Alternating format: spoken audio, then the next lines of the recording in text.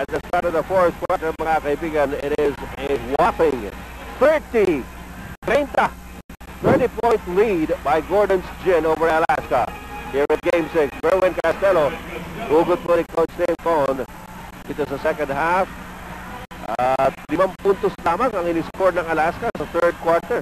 At partner, nakita ko yung reaction ni Coach Rino, assistant Coach Rino Salazar, na nag-aali siya sa mga player niya because hindi kasi nila minolest siya yung layup shot ni Merwin Castelo. And here's another layup shot. But steal. Yes, that's 2 straight layup shots, uncontested by Alaska. Well, hindi naman pwedeng ikangay lumuwag bigla itong Gordons dito sa fourth quarter porque meron silang 30 puntos sa kalamangan. Alaska yung kalaman nila. Ayun ang scoring by quarters as you take a look at the 5-point output of Alaska nung third period. Ito naman, unaman sa labas. Merwin Castelo para sa rebound, binigay kay George Lastimosa. Now, Johnny Abayatos, Bong Hawkins, both sitting on the bench for Alaska. Konti pa hiyang ito ni Coach Tim Cohn his best 5 did not click. Barris shot by George Lastimosa. That's 6 straight points by Alaska.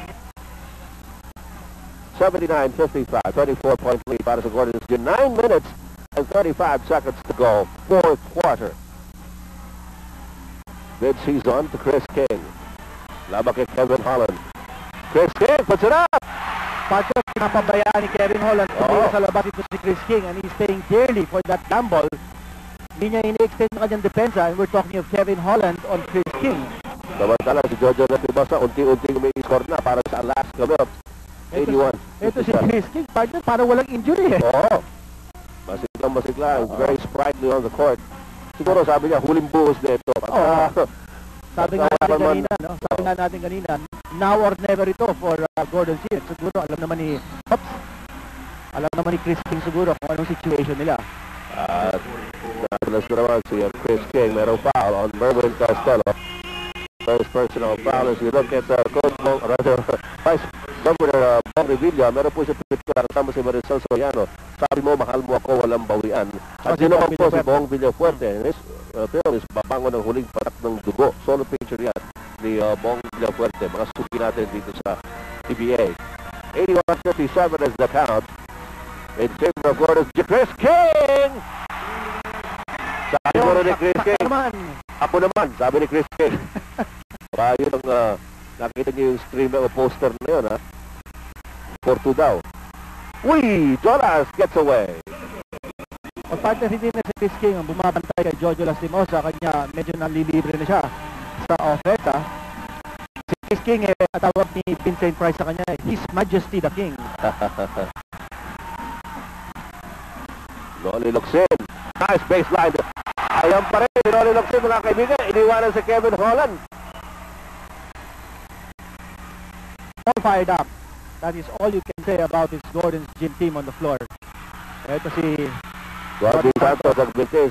Watch video and Gary de Dios calls it in favor of Gordon's Gin. Nagreklamo si Watch video. Pero daw tumupik nun pagkatapos niya mahawakan ng bola. And Gordon's Gin, no nonsense. Kaagad din inbound ang bola. Sige, kung gusto niyo magreklamo, sabi ng Gordon, sabi naman, maglalaro. Gordon Locsin looking at Malo at Pinunstein. That's gonna be another illegal chance call. Lima na yan, illegal defense. So tinawag sa Alaska Milk. So another technical free throw here para sa Gordon's Gin. J.V. Gayoso. Made 86 to 29. Gary Valenciano smiling it away. Alam naman natin kung sino ka nirurot yan. Alaska si Gary Valenciano. Pero sabi niya, well, so long as the game is nice. Basta lumaban. At saka wala namang nananakit sa loob ng court. Wala mga untoward incident. Tsaka naman siguro aminado siya that big run of Gordon Gin. I mean, such a big explosion. Ay! Ito pa! Marlo Aquino ba yun? Was that Marlo Aquino? Tumira pa sa labas. Pati yung kanyang free throw shooting in 6 sa laro ito. Ano pa masasabi mo? Pagkaganyan naman wala ka nung, travel violation pa. Well, nakikita nyo mga kaibigan na yung buy rating ng Gordon's Gin medyo mas malakas yata dito sa second half. Hindi lang medyo, malakas na malakas. Ang buy rating para sa Gordon Chen. Lahat na nangyayari maganda para sa kanila. Sa Alaska naman, hindi magkaigi ang game ng Alaska. 7:20 go, 7:16 to go before the end of this game. At palagay ko pwede natin sabihin, panahon na siguro na manalo din ang Gordon's Gin after 6 years and 19 conference. Oo.